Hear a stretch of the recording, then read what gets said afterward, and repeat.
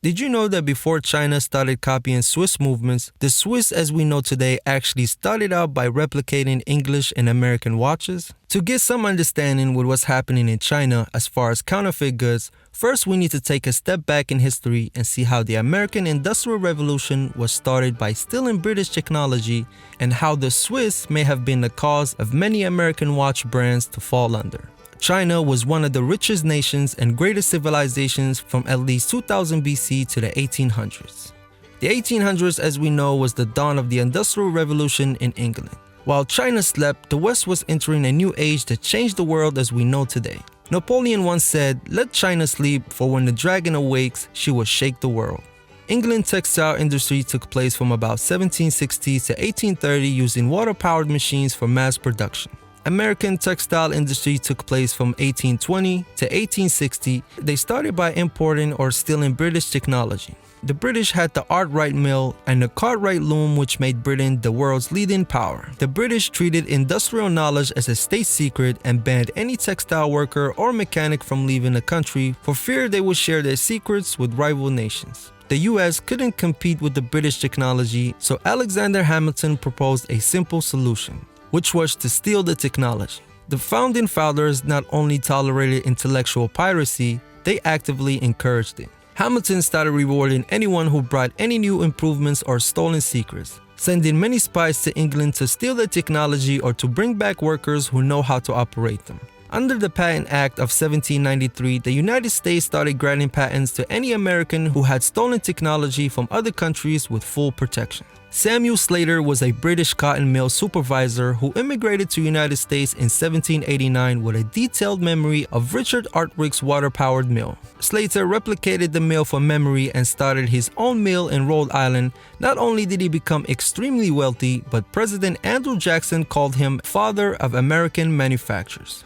However, the English had a different nickname for him, which was Slater the Trader. During the 1812 war, when Britain restricted the US from trade and expansion across Europe, Francis Lowell, a Harvard graduate, left Great Britain and brought with him a commercial secret which he memorized from just visiting the mills. What he brought back with him was the much-needed Cartwright power loom. The loom was a water-driven machine that weaved thread into finished cloth. It was replicated and improved by integrating a different machine that broke down the cotton into threads.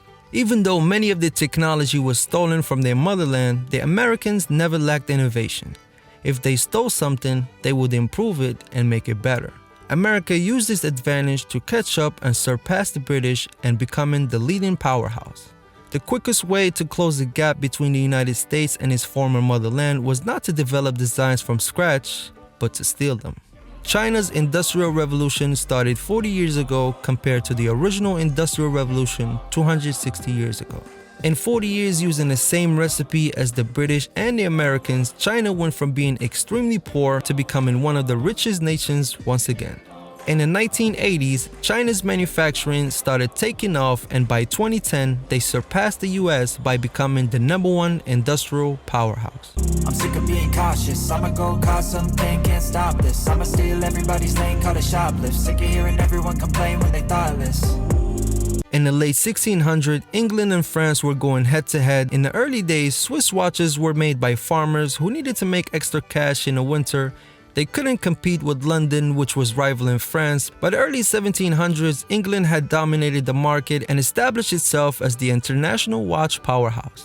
It was at this time in the early 1700s when British watchmakers started selling the most expensive pocket watches to the Chinese elites. These watches were different from what the West was accustomed to. They had extremely vibrant decoration and engravings. These watches today are sought after by Chinese consumers and some Western museums and private collectors. The pocket watches were known as the Chinese calibers, and today these watches are going for millions of dollars, especially the more complicated movements that had a singing bird or made some sort of sound. The European market seized the opportunity to profit off the Chinese. For example, Bovet was so popular in China that for a very long time, another noun for a watch in China was Bowie. The Swiss taught the Chinese watchmaking, but they didn't do so well in innovation, and eventually the practice died down. Forgery of watches was a serious problem in the 18th century when Britain came to rival France as the leading producer of quality clocks and watches. Swiss first started replicating English watches and replaced the names with similar English names. At this time, Swiss had a bad reputation versus the more premium English watches. To combat this, Swiss watchers opened shops in London so they can mark their watches as made in London, even though they used imported parts from Switzerland. For example, like I mentioned, Bovet only sold watches to the Chinese market. It was started by a Swiss maker who also had a factory in England. He would make the parts in Switzerland and send the parts to his brother in England, who would assemble the watches and sell them at a very high price. In the late 1800s, America was producing the best pocket watches in the world. The watches were built with high quality materials and were known to be reliable and accurate.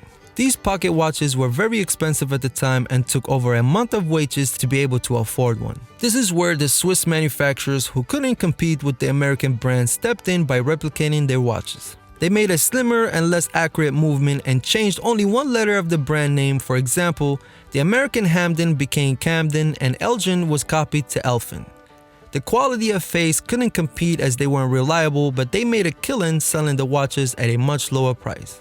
To put a stop to the Swiss counterfeiters, Congress passed a law in 1871 requiring that all watches to be marked with the country's origin. This was devastating to some Swiss manufacturers as now they had to label their watches as Swiss made. They tried extremely hard to hide the Swiss markings by printing Swiss very small letters and even used engravings to hide the Swiss label. Today we know that when a watch says Swiss made, it means that it was reliable and made by the best. However, at that time, Swiss made was equivalent to buying a Folex that says made in China. Before the Industrial Revolution, every piece on a watch was made by hand, which required a lot of man-hours and skills. The watchmakers would spend years just on a single watch depending how complicated the movement was. Waltham Watch Company was first to produce high-quality machine parts at affordable prices. The Swiss were shocked to see the United States making high-quality screws from a machine versus handmade. They copied the American machines and started mass-producing fake Waltham watches. At the time, this was detrimental to the Waltham Watch Company. Eventually, Switzerland became the leading watch manufacturer as they were able to mass-produce watches much cheaper than the Americans' watchmakers. By the end of World War I, pocket watches were no longer popular as the wristwatch took its place. The Swiss were able to switch from pocket watches to wristwatches, while the American watch brands had machinery only for pocket watches and fell behind. World War II brought back the pocket watch and ended again with the war. After the war, many brands went under. Some brands tried to survive by using Swiss movements. Just like we're seeing what's happening in China, the Swiss started out copying the top brands and then surpassed those brands, which led to those brands submitting to the more powerful Swiss made. If they wanted to survive, they had to switch to the Swiss movements. The majority of the American brands that still survive today are all owned by the Swiss. In the 1960s, Seiko came out with the first quartz watch, causing a lot of brands to go under or sell out. The quartz crisis almost ended mechanical watches and brought an end to many watchmakers. Many brands were forced to sell to the Swiss. From the 1990s to 2007, China was booming. A lot of brands started manufacturing parts in China as it was much cheaper. Although they made a killing, some customers complained about the quality. According to the Federation of the Swiss Watch Industry, they started cracking hard on brands who were over-outsourcing. A decade later, in 2017, the Swiss Federation cracked hard on some brands. Once again, with the help of Swatch Group, they were able to raise the standards for a watch to be labeled as Swiss-made. The Swiss are so proud of the percentages that for the first time they actually told us what the percentage was needed for the watch to be labeled Swiss-made. It says that only 60% of the watch needs to be manufactured in Switzerland for the watch to be labeled Swiss-made. They also mentioned that only 60% of the movement needs to be Swiss-made for the movement to be labeled as Swiss-made. And if you read this slowly and understand it word for word, you'll see the many loopholes. So now we know that some brands can use Chinese parts and still sell the watch as Swiss-made without breaking the law, as previously they had to do this in secret. There's another loophole which many brands are taking advantage. For example, we all know that Swatch has many factories in China. So how the loophole works is by owning many factories around the world. And this is just an example. If Swatch makes a bracelet for Omega in its factory in China and sends the links to its other factory in Switzerland to be assembled and polished before it's sold to Omega to be assembled to the watch, this part is now considered a Swiss-made part. Omega doesn't do anything wrong because all they did was buy from a Swiss manufacturer. Remember earlier when I mentioned how Swiss manufacturers started setting up shops in London so they can put Made in London on their watches? Well, as you can see, the Swiss have been Swissing since early times. From the 70s all the way till now, ETA movements have been used in every brand, and some brands still use them today. At some point, it got pretty bad when all the brands were using the exact same movements and rebranding it. In the 90s, Swatch, which is owned by ETA, started buying all the popular name brands that were going under. A decade later, ETA announced that they will no longer sell movements to anyone outside the Swatch group. To sum it up in one word, monopoly. In 2003, the Swiss Competition Commission launched an investigation into the business practices of ETA and forced them to keep selling movements to its competitors who would have went out of business. In 2002, when ETA made this announcement, a year later, Sellita started sourcing their own parts from the same manufacturer that supplied ETA and made their own movement. The Sellita SW line is a complete ETA clone. Over the 2 decades, ETA has slowed down production by 70% to its competitors, and ever since then, China has been filling that gap with their ETA movements. Some brands since then have started investing in machinery and producing their own in-house movements, but most in-house movements are based on ETA movements. Back in 2003, a year after ETA made its announcement, Tudor, who depended on ETA movements, stopped selling watches in America but kept production for the rest of the world. In 2013, they started selling to Americans once again, and 2 years later, in 2015, they came out with their own in-house movement. Some Tudor models till this day still use ETA movements, and those watches are so simple to clone that China has perfected those watches years ago. They're no longer sold as fufu. If you're looking for it as a fufu, you won't be able to find them because China is making so much money selling them as genuine. So if you're interested in a Tudor or any watch that uses an ETA movement, you should only and directly buy from the brand directly. I can guarantee if you buy outside of an authorized dealer, you will be scammed and you will never know it. Make sure to watch part 2 when I talk about how China is destroying Rolex.